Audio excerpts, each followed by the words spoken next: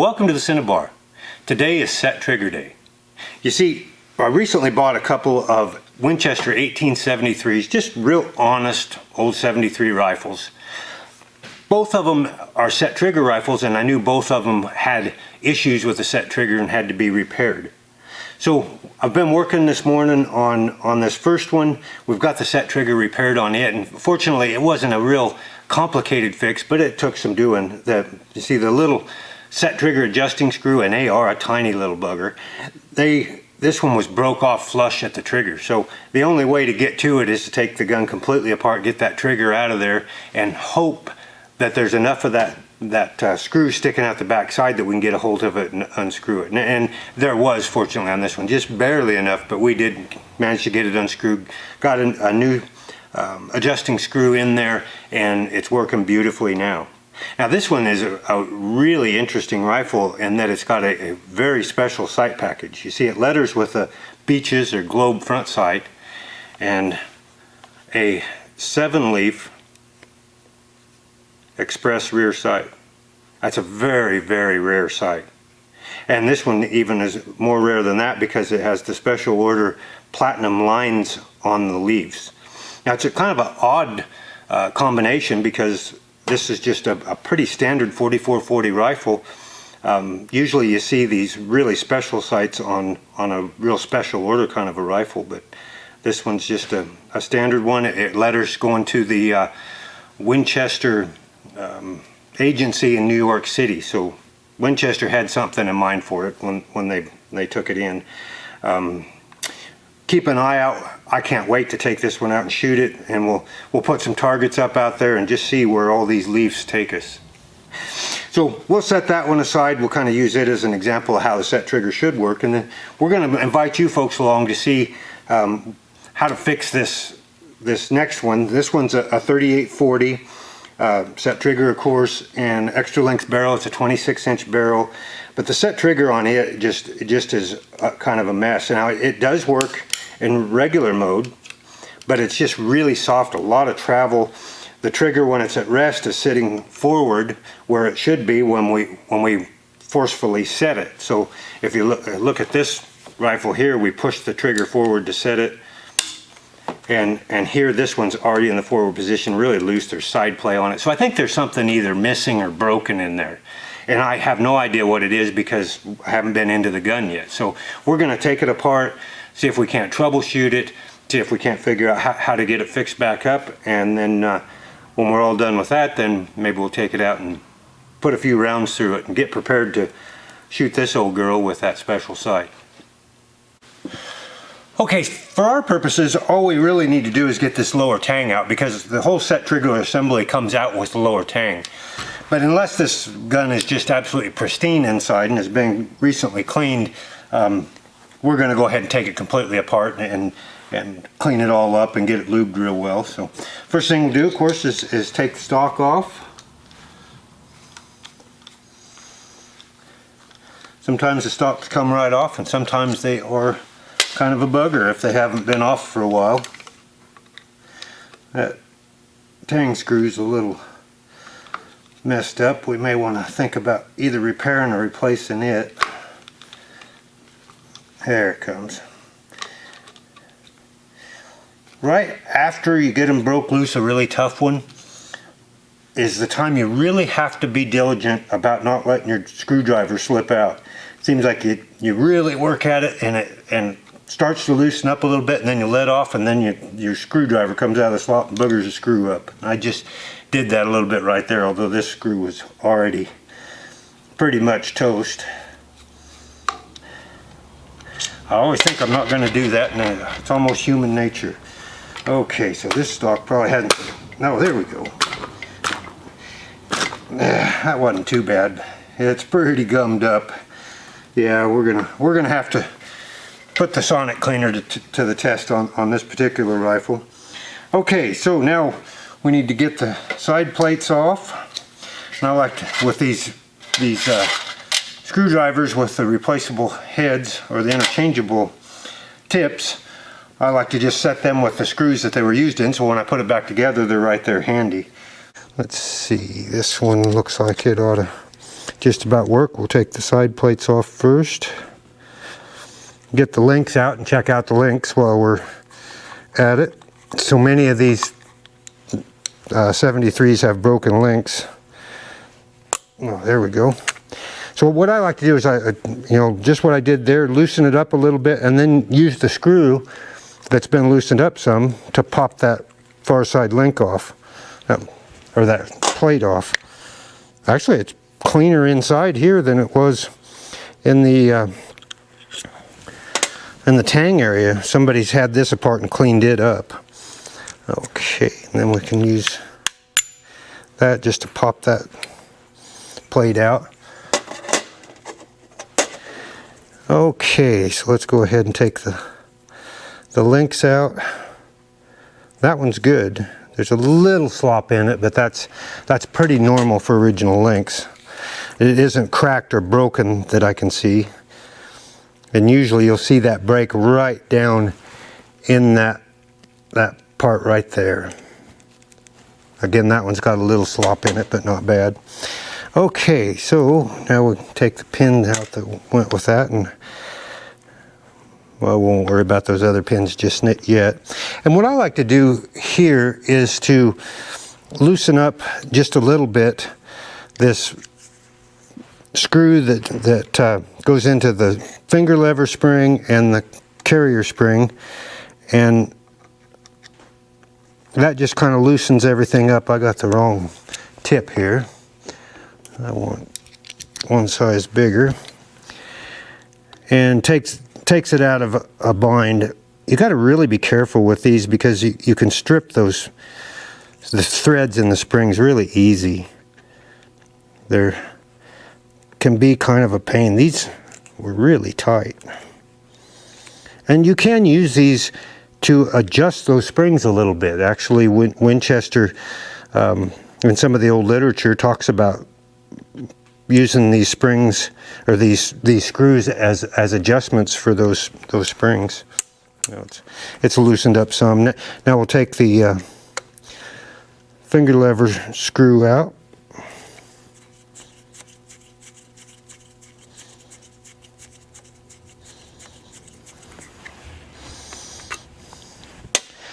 And these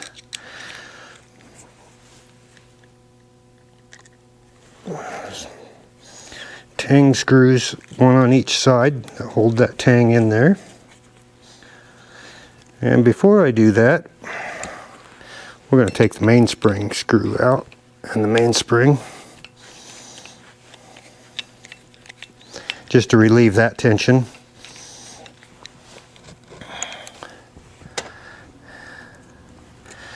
Okay, now we can go ahead and take these out, one on each side, and then if everything is kosher, we'll be able to pull that lower tang out, and we'll get a much better look at the set trigger assembly, which from the looks of the lower tang, how gummed up it is, it's probably fairly gummed up too. Now sometimes you can just clean them up and everything's okay. If they're really gummed up, that'll cause them not to work. In this case, I think it's probably beyond that. And darn sure is beyond that. There's at least two missing parts that I can see. It looks like the springs are there. No, maybe it's just the knockoff that's gone. Oh boy, the sear is in terrible shape. We'll show you that when we get it apart. That sear is going to have to be rebuilt. Luckily the hammer notches look pretty good. It's a gummed up mess in there, but we are missing, looks like all three springs are there. We've got the catch hook here, but we're missing the knockoff, and that's kind of a big one to be missing. Now before we dig into this crusty old set trigger assembly, I've gathered up a bunch of the individual set trigger parts just so we can kind of see how they go together, and try to keep my fat fingers out of the way. These are delicate little parts. Okay, so the heart of the matter, of course, is the set trigger itself. This is the set trigger with our adjusting screw.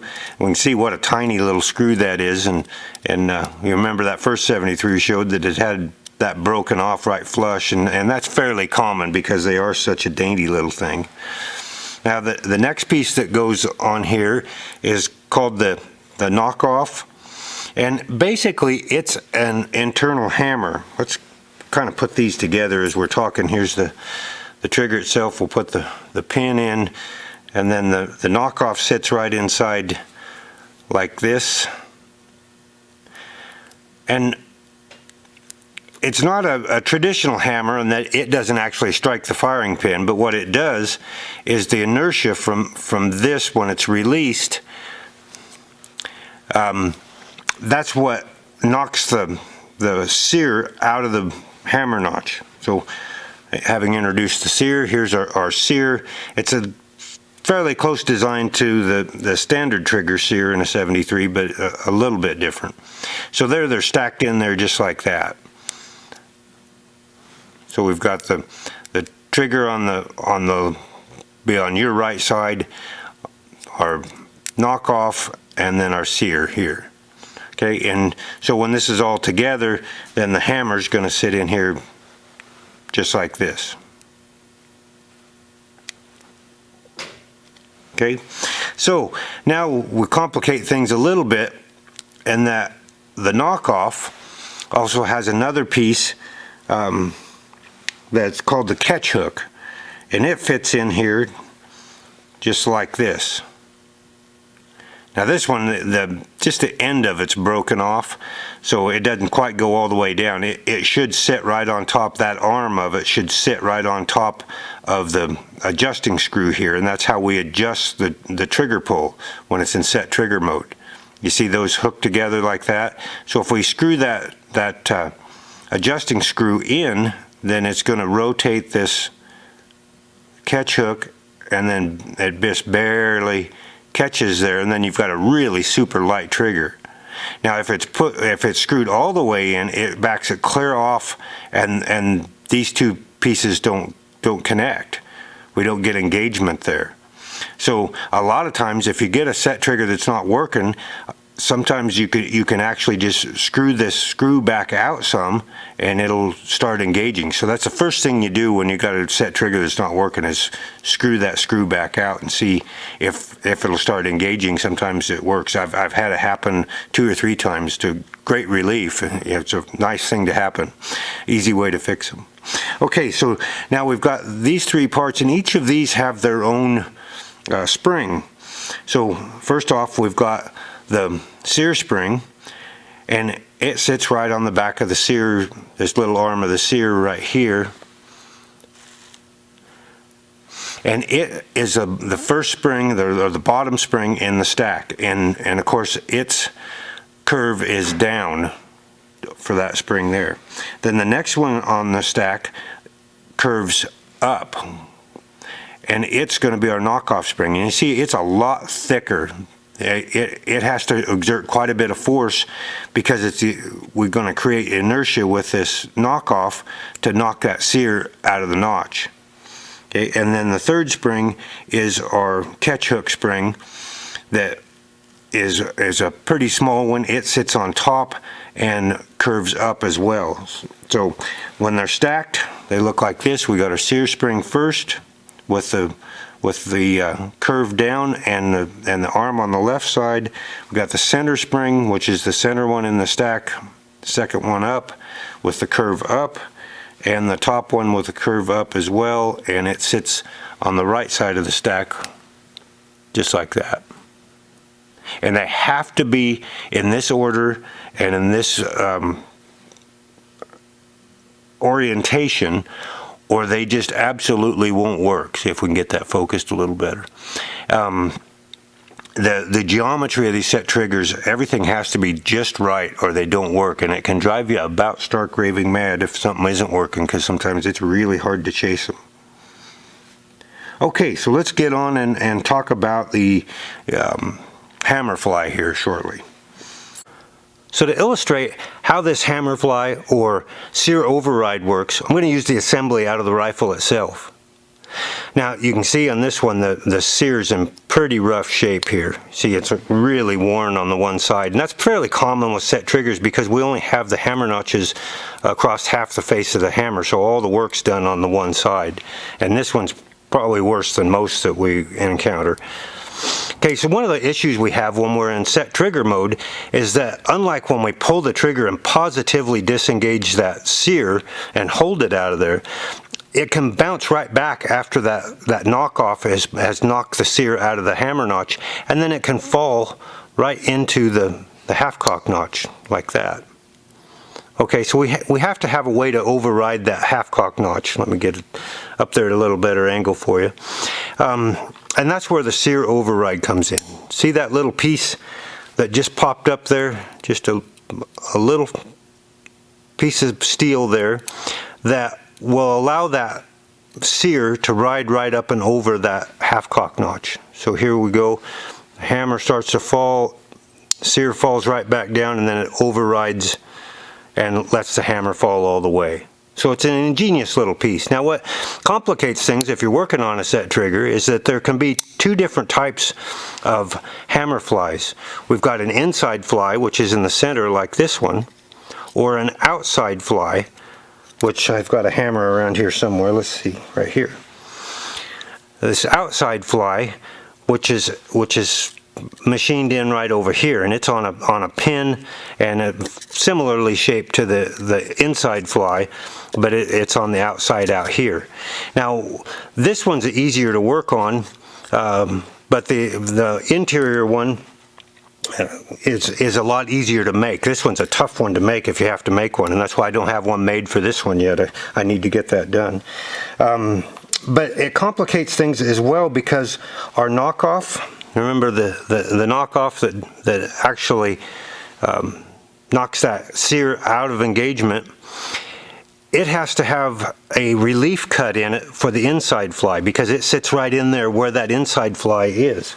So in order for this to sit, get this set up here, this sits right in this area in here, and got it upside down, sits right in there like that. Well, this part of it has to be machined out right in here to make a clearance for that inside hammer fly.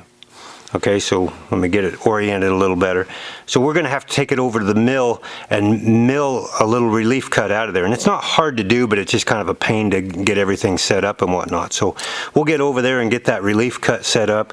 We'll get this assembly all taken apart and cleaned up, and then we'll put it back together and see if we can't make sense of all this working together as one unit.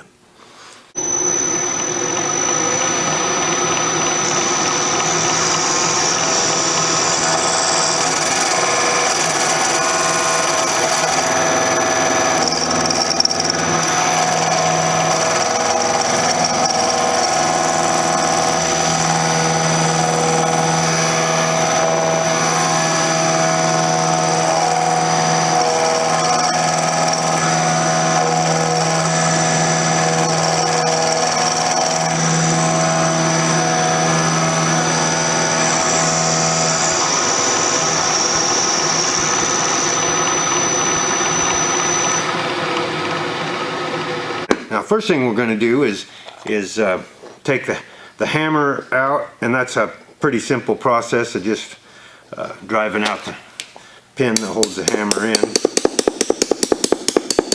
This one's kind of gunked up. Sometimes you can push them out without even using a hammer. Okay, set that aside. We'll go ahead and get that pin all the way out, just what's out of the way. There we go. Okay, next step is I like to back the screw off that holds the springs in, so that relieves tension on the other parts. Now this particular screw, the head is really thin, so the slot is pretty not very deep. It's shallow as can be, so get a screwdriver that fits that groove really well. And sometimes it's really a hard one to get out, and it's easy to booger it up really bad. And once you booger it up, you're going to have a devil of a time getting it out because it is so shallow.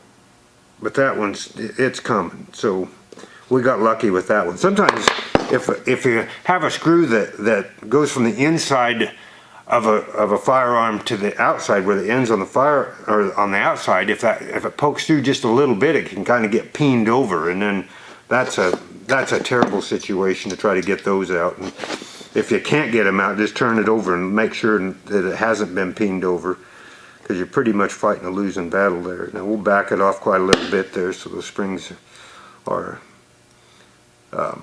release their tension. And then the next thing we'll do is we'll drive out this pin that holds the trigger, the knockoff, and of course this one's missing its knockoff, and the sear. We'll take a look at that nasty sear. Oh, that one drove out nice and easy. See, these pins are held in because they're inside the receiver. If they're loose like that, it isn't a problem because the receiver is going to hold them in. Okay, so now we'll get that sear out of there. The trigger's not going to quite come yet. We've got one more pin to drive out for the... And now we can see how terrible that sear is. And if I look at it closely, I think it's been... Somebody attempted to weld it in the past, but they didn't get a good weld, or maybe even they tried to braze something on it, and it came apart. These are a real fun one to weld up that knife edge on that sear. It's quite a job, and so many of these sears are damaged, and unfortunately nobody that I know of is reproducing them, because it would be far cheaper to buy a reproduction than to repair these, and I just have to repair them. And so we have to weld that knife edge back up, and then we've got to machine all the surfaces back or hand file. I try to machine them, and then of course the setup on that's time consuming as all get out. And then we have to heat treat them. We have to harden them, surface harden them. So it's quite a job, and I don't believe I've ever made a dime working on a sear before, because you can't charge for all the time that you have into it, and particularly all the time it takes to get good at repairing them. Okay, so the next pin we're going to drive out is for this catch hook, and it can only go out one way. The other pins can go out either way, but this catch hook pin has a shoulder on it. It's bigger on this side over here than it is on this side, and there's a shoulder right up against it to keep that catch hook over against that side of the lower tank. So we've got to drive it out in that direction. And I think this one's too big. It takes a very small punch. And let's see here.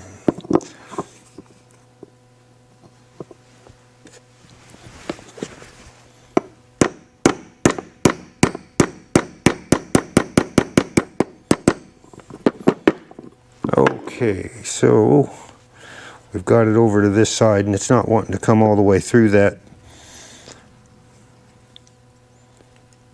It's gummed up enough on the back side of that pin. Here we go. We'll try to drive it out the rest of the way first.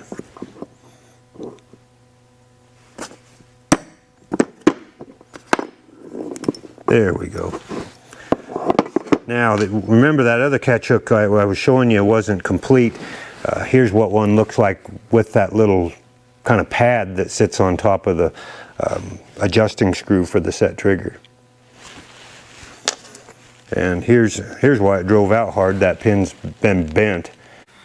And that's what happens sometimes is these parts are really, really delicate.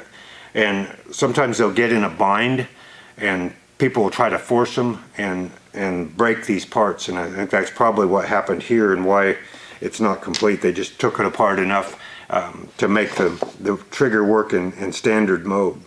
Now we've got one more pin in here that we need to remove, and that pin, basically its job is to keep that really heavy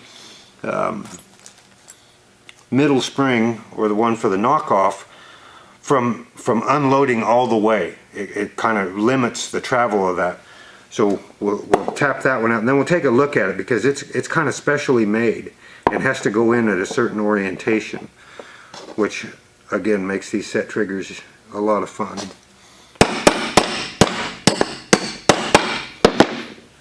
Okay, so this pin here, actually this one isn't correct.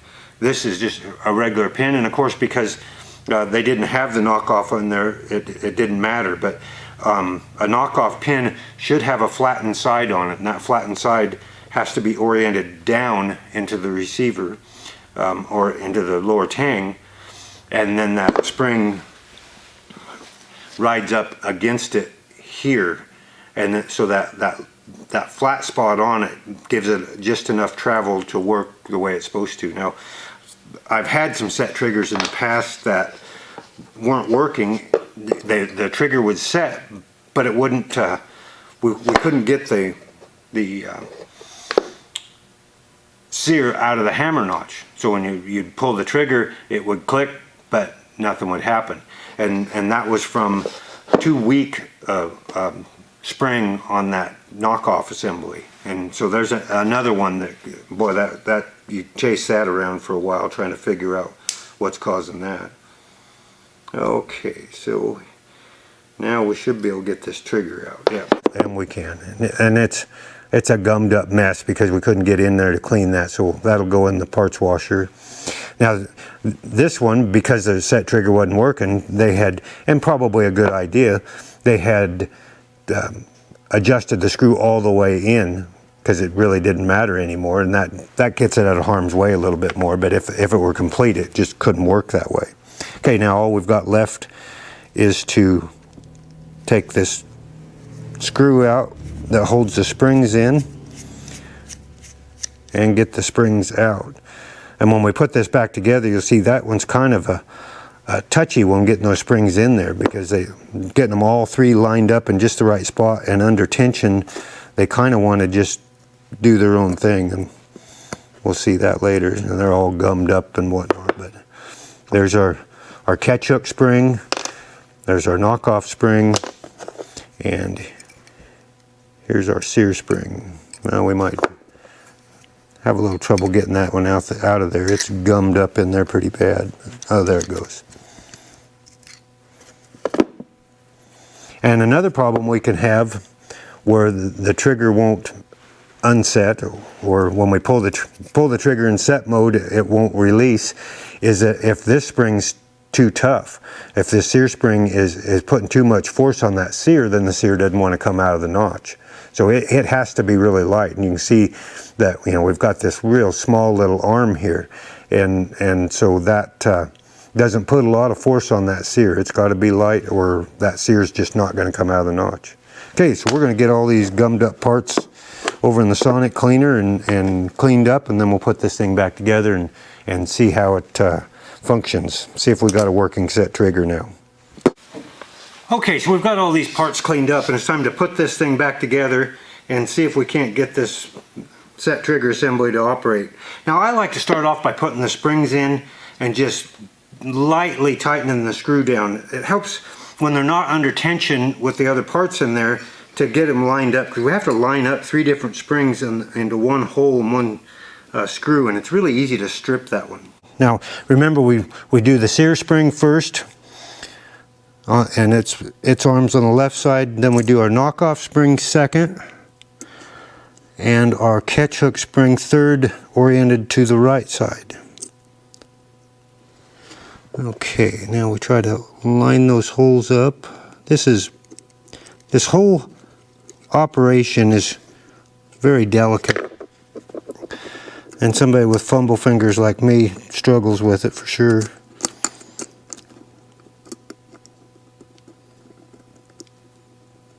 Hey, got pretty lucky there. And I like to screw that in about 3 threads or so that when we put some tension on these springs, we don't strip that. If it's only got a thread or 2, then we can strip that screw, and I think that's a hard screw to get. I don't think anybody's reproducing that particular screw. Now, the next thing we have to put in is this pin that holds back the knockoff spring. And remember, the one that was in there didn't have a flat spot, and we took a diamond needle file and flattened the middle of this piece about 25 thousandths. It started out about 100 thousandths. I measured an original, and it was about 75 thousandths where the flat spot was. So now is kind of a tricky spot, because this trigger needs to go in, because that pin sits in here like this, and it's difficult, if not impossible, without taking the adjusting screw clear out, to get that in there after we put the pin in. So we're gonna put the trigger in, maybe. Oh, come on, you bugger. There we go. And then we'll put this pin in. And while we're putting the pin in, we have to compress that knockoff spring a little bit too. Yeah, I went too quickly and got underneath it. This is kind of one of those things where you like you're patting on your head and rubbing your stomach and reciting the Lord's Prayer all at once. Remember that flat spot goes down. Now we're going to push down on this spring. There we go. Got her. Takes a little bit of dexterity and a little bit of practice. Okay, so now we've got those in. Now it's time to put our knockoff in, and here's our knockoff after we made this relief cut in it for our sear override or hammer fly. So we're going to put this in here, and then we'll get the pin that goes in there through the trigger and the knockoff. And then the next tricky part is to get the sear in there and lined up. And that sear is pretty much toast there, so we're going to find another one over here. That one looks pretty good. And actually, let's set this down for just a second and stone that just a little bit. That face isn't great. Little bit rough, and we want a good sear edge.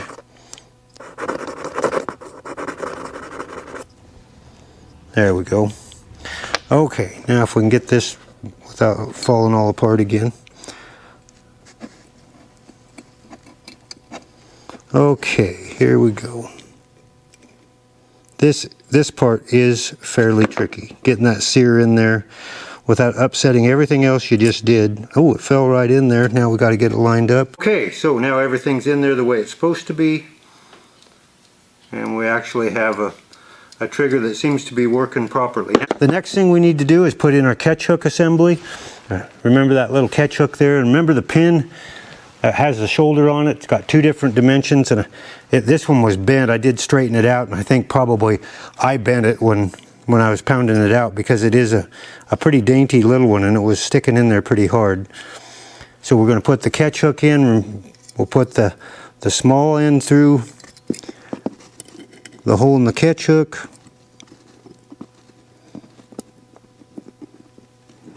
Maybe.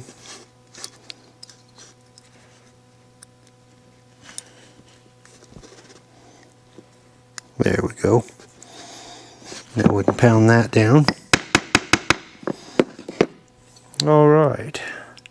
Now the two pieces aren't catching, so here's an example of how we need to adjust to get the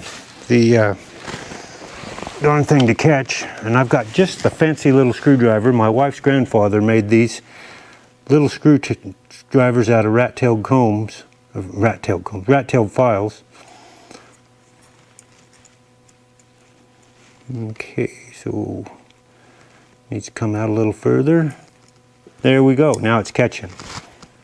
So where it wasn't catching before, it's just barely catching now. And we'll probably adjust that up a little bit more, because that's pretty light there. Okay, so we're getting pretty close to the end now. We can actually tighten down the springs here.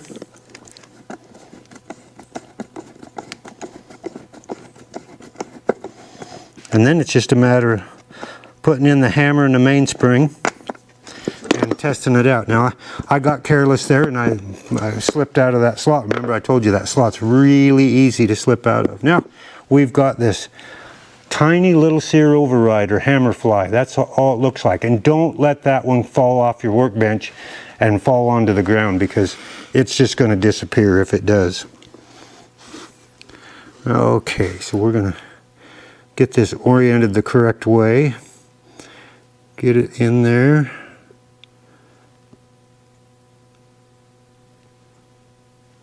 Hopefully. And line the holes up. There we go. Okay, so now the hammer's fairly easy. We put it in here like this. Hopefully it's going to be easy after I bragged about how it would be. Get the pin, get lined up first. There we go. Alright, so we're still able to set, so let's get the mainspring in and we're good to go.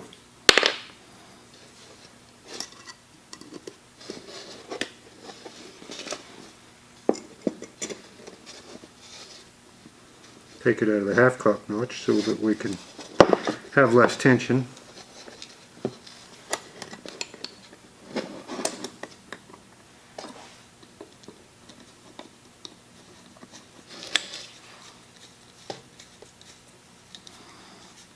And of course we can adjust with the tension screw here, and we're going to need to because it's really tight. Somebody's got that cranked in there. I didn't notice that before. There we go. Pull it all the way down and then we'll tighten it back up to get the tension that we want if we need to. Sometimes you don't need to. In fact, a lot of times you don't need to. Okay, so here's the moment of truth. Here we've got our set trigger assembly all put together. We'll pull the hammer back to full cock. Set the trigger. Yeah, there it goes. And perfect. I like it. Let's put this gun back together and go do a little bit of shooting. Okay, so now it's time to check these set trigger guns out the right way by shooting them. We're going to put one on paper from each just to kind of see where they're shooting. And check these set triggers out. And then maybe, I see a few jugs out there, so we might have to do a little more shooting after we know where they're hitting, sort of. So we got a 3840 and a 4440. So one of the things we got to be careful of is that we get the right shell and the right rifle. So this one's our 3840 with a 26-inch barrel, and that one's a 38 caliber cartridge. So we'll set this trigger here and take a shot.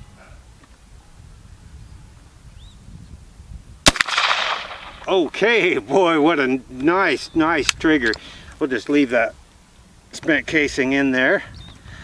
And then we'll try this 4440 with the 7-leaf express sight. And before we do that, maybe I better look and see where that one went so I know which is which.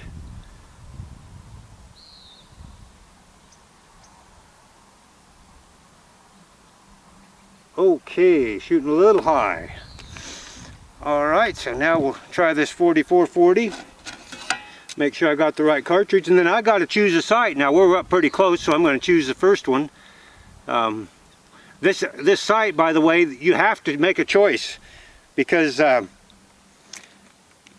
no notch. If all the leaves are down, there's no notch to look at. So, of course, being up close and personal like this, we're going to choose the shortest sight, or the shortest leaf, I should say. Then we'll set this trigger as well. Nice to have both of them working again.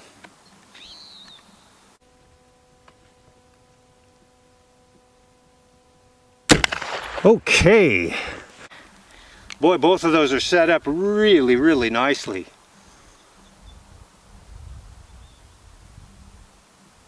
Oh boy, that one's just a shade low with that first one.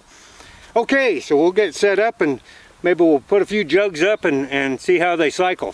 Okay, so I've loaded up 10 rounds in each, and then I put the ammo away just so I don't get to fumbling around and get the wrong ammo in the wrong rifle. I'm going to shoot this 38 first because it's shooting about 5 inches high, and I've got the rear sight all the way down. It just needs a taller front sight, so I'm going to have to kind of focus on shooting at the base of these jugs. Maybe I'll shoot a piece of steel first just to get it sighted in or see where it's hitting. And we'll set the first shot here. Yeah, shooting high. Real high. Let's shoot that one up close. We'll shoot right at the base of it. Oh, Okay, so we got her dialed in now. Let's shoot one off the top. Oh, well, shot right over the top of it. Actually, it hit it, I can see right at the very top. So it's shooting even higher than I thought. Oh boy. Oh, I can't hit nothing with this thing. Gonna have to shoot back at the plate again. And still shot over the top. It's just shooting way too high. We're just gonna put that away. Price of ammo today, we don't want to just be throwing ammo at these jugs. We want to see them go up in red mist. Okay, so here we go with this. We'll flip up this first sight, set the trigger, and let's shoot that left steel first. Okay, that shot actually a little bit low, so good to know. Oh, now we got this one dialed in. Okay. Oh, our leaf is falling a little bit. That first one's pretty loose. Oh, okay, let's go up the hill a little bit more. Oh, hit it. Made it jump, but this 4440, it's not really blowing them up much. Hit it high. I was aiming over the top of it. Let's go way up the hill there and see what we can do. Hit it. Still got at least one more. Let's hit it again. Oh, right over the top. I was aiming high. Uh-oh. Got one that doesn't want to feed here. There we go. Okay, let's try it again up the hill there. Oh, nailed it. Oh, I still got another shot. Oh, let's hit that mid-range one again. Oh, there she is, folks. 7-leaf express sight, set trigger, dandy old rifles. Both of them just really good, honest old 1873s. This one's going to be a great one when we get a little taller sight. I should have seen that. Somebody's taken, it's got a silver blade sight on it, German silver blade sight, and somebody just filed it way down. So I'll get a taller sight on it, and we'll bring it back up here one of these days and see if we can't get her dialed in a little better. Okay, now I just couldn't stand it. We're back here at about 150 yards now. I'm going to flip up this the second sight, number 2 sight here, and see if we can't hit one of those jugs. Now both those jugs have been hit, but they got hit high, so they still got some life left in them. And I don't know, I haven't been able to find any literature on the ranges of these different leaves, so this is kind of just a shot in the dark. We'll see how it works. I'll set this trigger, and then we'll try the more full ones on the left. We'll see if we can hit that one.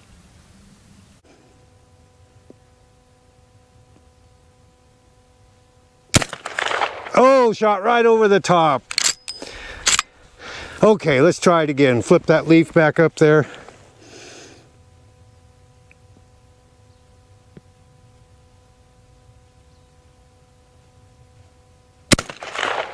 Oh, shot right below it. Overcompensated.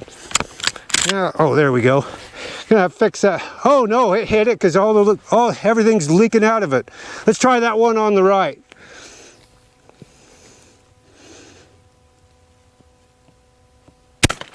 Hit it! Ah, that's great. Well, keep an eye out. We'll figure out the range on these different leaves, and if we have to, we'll do it the old-fashioned way. We'll just put some targets way out there and flip up the different sights and see how they go. So thanks for joining us today. I hope you learned something about set triggers and had maybe a little fun. I know I did. Until next time, happy trails from the Cinnabar.